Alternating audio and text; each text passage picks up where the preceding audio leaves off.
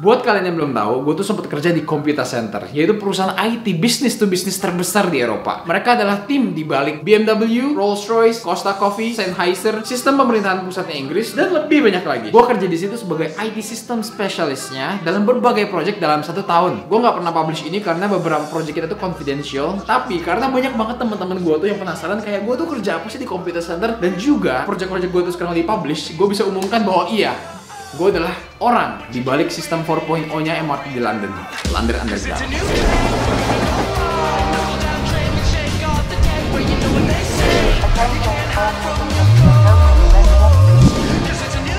Salah satu fokus gue kenapa gue pengen kuliah ke luar negeri itu karena gue pengen mendapatkan pengalaman kerja di luar. Jadi emang gue tuh banyak banget dedikasikan waktu gue, apalagi di tahun-tahun pertama itu untuk cari kerjaan, mau itu part time, full time, ataupun voluntary gitu. Itu kenapa dalam 2 tahun pertama gue tuh fokus banget untuk mendapatkan placement. Untuk kalian yang bingung apa itu placement year? Placement year itu gue dijelasin secara detail di video yang gue buat 37 tahun yang lalu di sini. Tahun pertama dan tahun kedua kalian akan kuliah, di tahun ketiga kalian akan menjalankan yang namanya placement year, itu dimana kalian akan bekerja dalam setahun. Tapi singkatnya gini, beda dengan intern, placement itu kita di-treat sebagai full timer. Jadi kayak sebagai orang kerja beneran gitu. Diposisikan seperti full timer, digaji seperti full timer, bekerja dengan banyak om-om yang di atas umur 50 tahun. Dan placement year ini tuh di luar tanggung jawab universitas. Jadi walaupun kita dimonitor sama universitas, bebas perusahaan tuh mau ngapain aja dengan kita. Yang penting itu mengikuti aturan yang kita udah tanda tangani pada kontrak kantornya itu. Placement year ini tuh berlaku di semua universitas di UK dan juga berlangsung paling lama itu 1,5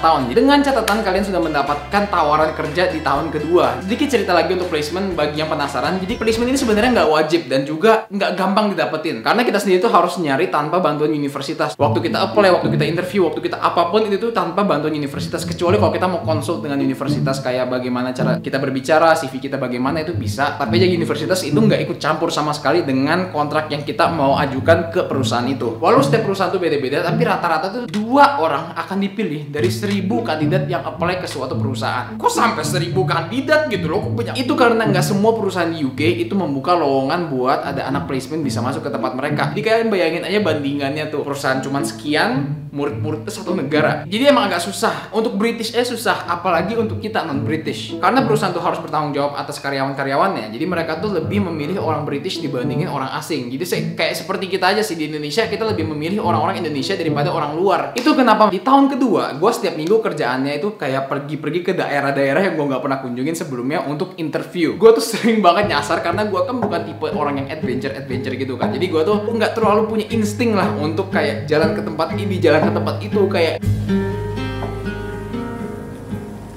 Jadi gue hampir hilang di London. Ini apaan juga? Where this is currently. And Line Street. This train is moving for 11 coaches.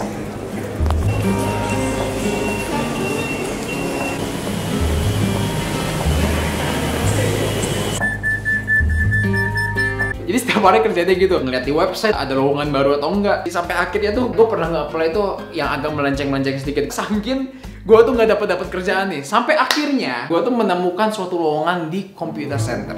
Computer Center itu adalah perusahaan hardware dan software solution multinasional untuk perusahaan besar. Mereka adalah perusahaan IT business to business custom terbesar di Eropa. Mereka itu bisa kerjain semuanya dari setup komputer kantor sampai robot automation. Mereka adalah distributor utama untuk server, robot, komputer, dan lain-lain untuk UK Eropa. Computer Center juga udah go public di 2003 dari Index London Stock Exchange. Harganya tuh juga udah gila beberapa bulan ini dengan kode CCC. Karena gue sendiri tertarik di dunia IT, jadi tanpa mikir lagi gue langsung teleponin kantornya. Pak, bentar Pak, dengerin dulu Pak, dengerin. Kalau pisang itu nggak punya biji, bagaimana bisa tumbuhnya pohon pisang? Setelah itu gue isi formulir, gue tes online, gue phone interview, lalu interview ke tempatnya langsung. Ini ada beberapa foto pas pertama kali banget gue pergi ke Hatfield. Hatfield ini tuh kota di mana kantornya itu berada. Setelah selesai interview, gue minggu depannya diteleponin lagi sama mereka. Hello, is this Ryan? This is Ryan, yes. Is there anything that I could help with? Sukirman saya. Hello? Sukirman? Yeah, Supriman? I'm really sorry, there must be something wrong with Sukija. Terus gue diterima kerja. Singkat cerita, gue pindah ke satu rumah di Hatfield sama teman-teman gue yang gue ceritain di sini.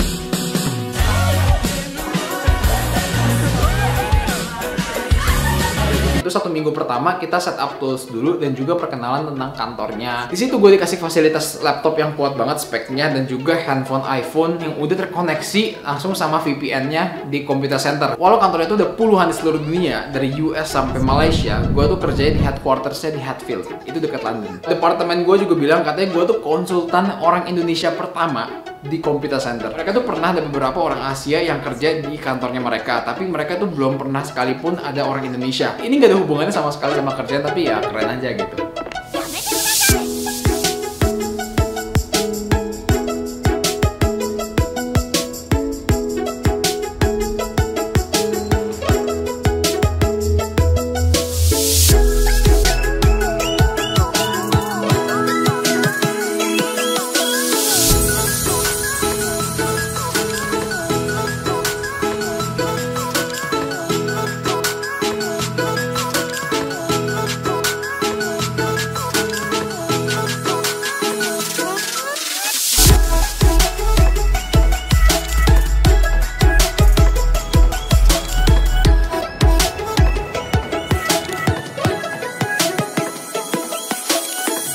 Di headquarternya ini ada beberapa gedung. Gedung pertama, gedung kedua, gedung ketiga, gedung keempat, dan gedung kelima. Cuplikan kecil yang kalian barusan lihat itu cuma cuplikan dari gedung pertama dan gedung kedua. Gedung yang bagian belakang itu tuh yang gedung ketiga, 4 sama 5 itu tuh nggak boleh bawa kamera. Itu tuh tempat persembunyiannya Kim Jong, tempat penyimpanan prosesor, robot, komputer, warehouse, assembly line, pokoknya hal-hal seperti itulah. Dan kalau kalian tanya gue biasanya kerja di mana? Gue biasanya kerja di situ, di bagian labnya mereka. Sebelum masuk ke gedung, kita tuh harus melewati security check seperti yang ada di airport. Jadi semua barang-barang bawaan kita tuh harus dimasukin ke X-ray, terus kita ngelewatin kayak metal detector gitu. Dan setelah kalian selesai pengecekan kayak gitu, itu di depannya kalian tuh ada gate, dan gate itu hanya bisa dibuka kalau kalian nge-scan ID kalian. Ini gambaran depan dari pintu masuknya. Pintu masuknya sih kayak normal aja, tapi aja di dalam baru security check kayak gitu. Awal-awalnya sih aku ngerasa keren karena aku sama temen aku tuh berdua kita ngerasa kayak orang lab gitu loh, orang. Tapi lama-lama tuh agak capek juga. Soalnya kayak gini, setiap ruangan meeting pun punya kartu sendiri-sendiri. Jadi kalau misalkan kita satu ruangan tuh bertujuh, kartu meetingnya cuma satu. Kalau misalkan satu orang lagi keluar,